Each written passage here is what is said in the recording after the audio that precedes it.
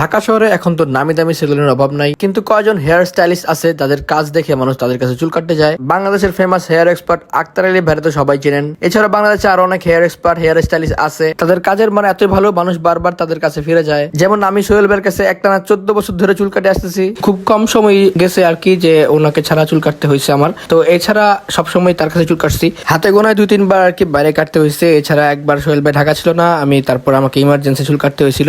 বিশেষ করে ছেলেদের চুল কাটতে গেলে আসলে অনেক দ্বিধাদ্বন্দ্বে ভুগতে হয়, কারণ আসলে নতুন একটা জায়গায় নতুন একটা মানুষের কাছে চুল কাটতে গেলে আসলে সমস্যাটা হয়, যেটা হলো আমি ঠিকভাবে বুঝাতে পারছি কিনা ওনাকে, উনি ঠিকভাবে কাটতে পারবে কিনা, আমাকে দেখতে কি ভালো লাগবে কিনা। তো এই বিষয়গুলো আমি 14 বছর ধরে ফিল করি না। তো আমি একজনের কাছে যাই বসি এবং সে কাইতে দেয়, তো আমার মন মতো হয় আর কি জিনিসটা। তো নতুন কারো কাছে গেলে আসলে ঠিকভাবে হয় না চুল কাটা, আমাকে দেখতে ভালো লাগে না। তো এই বিষয়গুলো আসলে এড়ানোর জন্য একজনের কাছে চুল কাটাটা অনেক অনেক বেশি মানে শ্রেয় বলতে গেলে।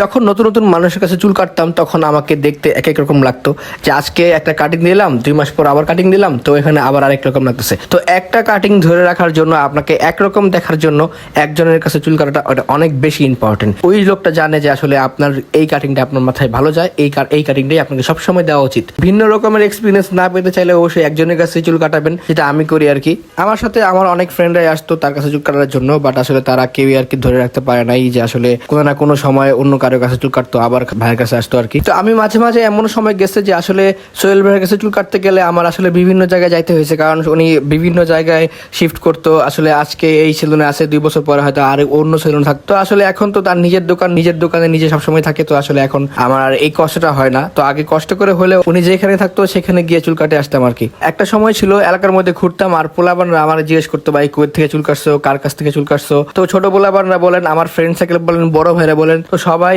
আর কি আমাকে জিজ্ঞেস করতো যে কই থেকে চুল কাটো। তো আসলে সবাইকে আমি নিয়ে আসতাম সোহেল ভাইয়ের কাছে। সোহেল ভাইয়ের কাছে অনেকেই চুল কাটছে আমার থ্রুতে। তো আসলে এখন হয়তো অনেকেই আসে না। তো এর মধ্যে আসলে যারা আসলে সোহেল ভাইয়ের কাছে চুল কাটে তারা আসলে পার্মানেন্ট, যারা আসলে সোহেল ভাইকে বুঝতে পারছে তারা সবসময় পার্মানেন্টলি চুল কাটে তার কাছে। ফিক্সড কাস্টমার আছে সোহেল ভাইয়ের, যে আসলে এরা সবসময় যাই হয়ে যাক না কেন সোহেল ভাইয়ের কাছে চুল কাটবেই। তার মধ্যে আমিও একজন তার ফিক্সড কাস্টমার। তো আসলে যতদিন বাইচে আছি আর সোহেল ভাই যতদিন বাইচে আছে, যতদিন মাথায় চুল থাকবে ততদিন তার কাছে চুল কাটবে ইনশাআল্লাহ। আপনাকে সুন্দর দেখানোর জন্য চুলটা অনেক বেশি ইম্পর্টেন্ট। আপনাকে কতটা সুন্দর লাগতেছে, তো আপনার চুল যত সুন্দর আপনাকে তত সুন্দর লাগবে দেখতে। তো আপনার চুলের কাটিংটা অনেক বেশি ইম্পর্টেন্ট, যে আপনাকে চুলের কাটিং সুন্দর হলে আপনাকে দেখতে সুন্দর লাগবে। তো এক জায়গায় চুল কাটার এক্সপিরিয়েন্সটা আমি শেয়ার করলাম আপনাদের সাথে। তো আসলে এতদিন ধরে একটা মানুষের সাথে আসি, তো আসলে এই মানুষটাকে আমার অনেক বেশি ভালো লাগে। তো এই মানুষটাকে আসলে আমি সুন্দর করে ফুটাই তুললাম আপনাদের সাথে। তো সোহেল ভাই দোকানের লোকেশনটা আমি বলে দিই ছোট করে। Mirpur 2 number 60 feet Manipur school boys ব্রাঞ্চের উল্টা পাশে আর কি, গেট স্মার্ট লুক। তো আপনার ফেসবুক পেজ আমি মেনশন করে দিব।